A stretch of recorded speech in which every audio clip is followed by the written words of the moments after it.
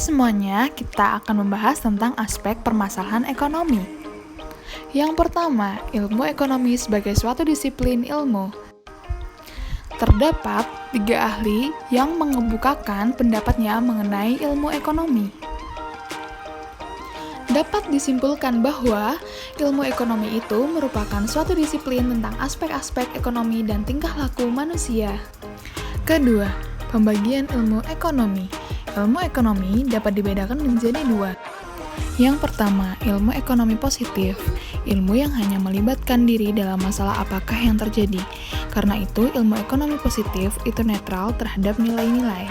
Kedua, ilmu ekonomi normatif, beranggapan bahwa ilmu ekonomi harus melibatkan diri dalam mencari jawaban atas masalah apa yang seharusnya terjadi.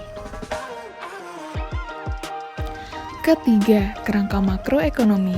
Pada tahap ini, kita mulai menggambarkan bagaimana seorang ekonom melihat struktur perekonomian dan mengkaitkan antar bagiannya secara makro. Ada 2 aspek utama dari kerangka analisa ini. Yang pertama adalah aspek mengenai apa yang disebut kegiatan ekonomi makro dan di mana kegiatan tersebut dilakukan.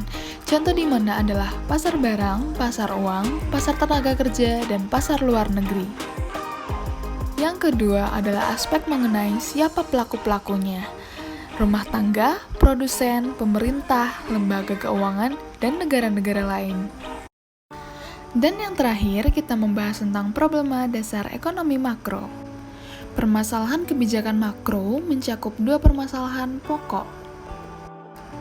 Masalah pertama, masalah jangka pendek atau masalah stabilisasi.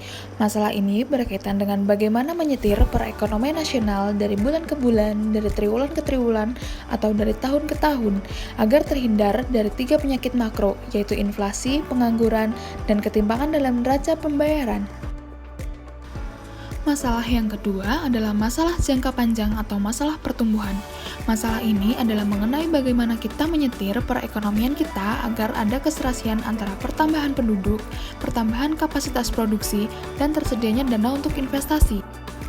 Pada asasnya, masalahnya juga berkisar pada bagaimana menghindari ketiga penyakit makro di atas. Hanya perspektif waktunya lebih panjang, 5 tahun, 10 tahun, atau bahkan 25 tahun.